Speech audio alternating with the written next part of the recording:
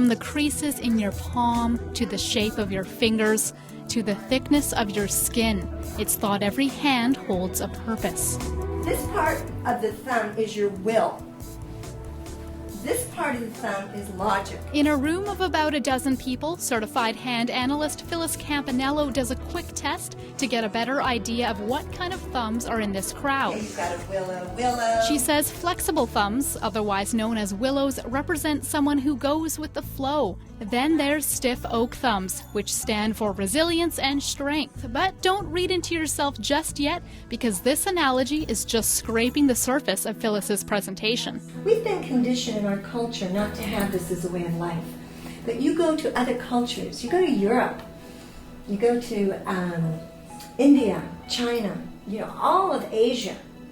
It's part of their life, it's part of their culture. It's said hand analysis is a modern scientific version of palmistry, but it's not something Phyllis has done her whole life. Before completing a 3-year course at the International Institute of Hand Analysis, she was a dental hygienist in California, reading her patients' hands while they were getting their teeth cleaned. It is in my life every day. If I'm going to choose, say, an attorney, if I need to hire an attorney, that attorney is going to know my personal business. I'm going to say, I want to read your hands.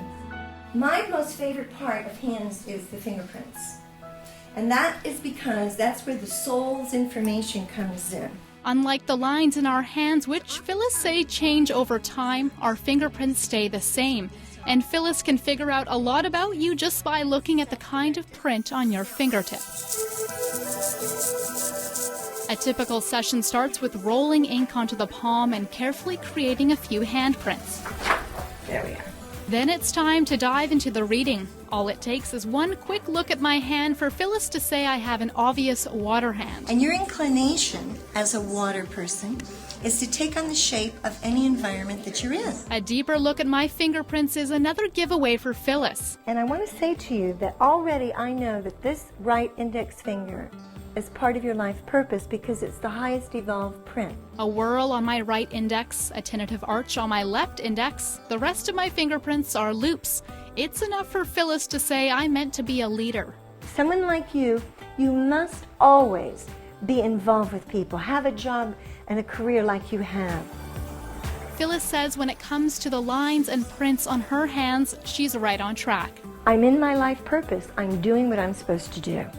And I am supposed to be in the public realm planting seeds. She's done so by reading hands for over 20 years, and even though she's retired, she still gives presentations, reads hands part-time. She's hoping to have her own radio show on UVic's campus station, and most importantly for her, continue to plant the seed of hand analysis on Vancouver Island. In Victoria, I'm Muranetz.